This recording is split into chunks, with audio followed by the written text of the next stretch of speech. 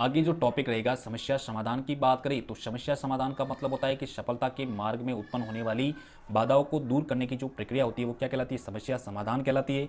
समस्या समाधान के अभाव में व्यक्ति को सफलता प्राप्त नहीं हो सकती। जब तक व्यक्ति को सफलता समस्या नहीं आएगी तब तक उसको सफलता प्राप्त नहीं हो सकती।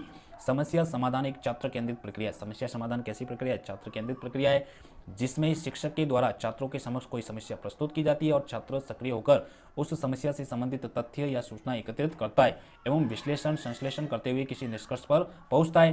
परिभाषा की बात करें तो स्टैनली ग्रे ने परिभाषा दी थी, जो कि बहुत ही इंपॉर्टेंट परिभाषा है कि समस्या समाधान में तार्किक चिंतन निहित होता है।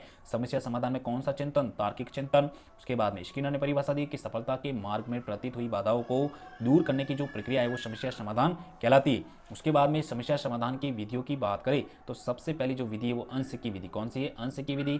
समस्या समाधान का पूर्व अनुभव न होने के उपरांत भी समस्या उत्पन्न होने पर समस्या समाधान का प्रयास करने की जो प्रक्रिया होती है वो अंश की विधि कहलाती है। ठीक है ना, जैसे कि समस्या समाधान का पूर्व अनुभव न होने के उपरांत भी समस्या उत्पन्न होने पर समस्या समाधान का प्रयास करने की जो प्रक्रिया होती है वो अंश की विधि कहलाती है। जैसे कि पानी में डूबते समय अपने हाथ पैर हिलाना, जैसे कि पानी में कोई डूब रहा है अब लेकिन उसको पता नहीं है तब भी वो अपने हाथ पैर को क्या हिला रहा है, ठीक है ना, तो ये कौन सी, अंश की विधि है।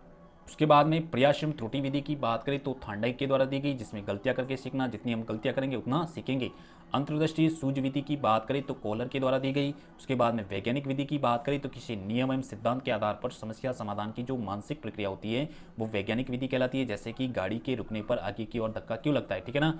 उसके बाद में शाब्दिक विधि की बात करें तो शब्दों के माध्यम से समस्या समाधान करने की जो प्रक्रिया होती है वो शाब्दिक विधि कहलाती है, जैसे कि वकील के द्वारा मुकदमा लड़ना, तो ये कौन सी विधि है, शाब्दिक विधि। उसके बाद में टॉपिक रहेगा मानचित्र निरूपण की बात करें तो मानचित्र निरूपण की बात करें तो वह मानसिक योग्यता है जिसके माध्यम से विस्तृत विषय वस्तु को संक्षिप्त रूप से सांकेतिक भाषा में प्रस्तुत किया जा सकता है, ठीक है ना। कोई भी विस्तृत विषय वस्तु को हम संक्षिप्त रूप से सांकेतिक भाषा में प्रस्तुत कर सकते हैं, तो क्या कौन सी विधि, मानचित्र निरूपण।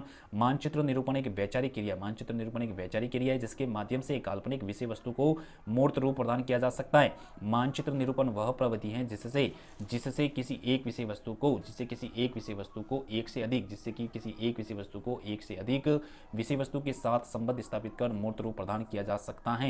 उसके बाद में मानचित्र निरूपण की जो व्याख्या सर्वप्रथम फ्रांस में की गई, ये टॉपिक आपको याद रखना है। भारत में इस प्रक्रिया का संचालन की बात करें तो 1992 से विशेष रूप से किया जाने लगा।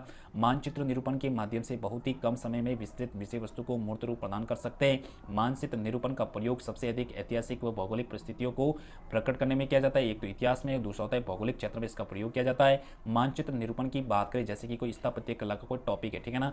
अब जैसे कि प्राचीन साम्राज्य, मध्यकालीन साम्राज्य और आधुनिक साम्राज्य। अब यहाँ पर बात करें तो प्राचीन में दीवारों में भित्ति चित्र, आदमी के सिर व शरीर की धड़ की काल्पनिक मूर्ति के माध्यम से हम बता सकते हैं बच्चों को।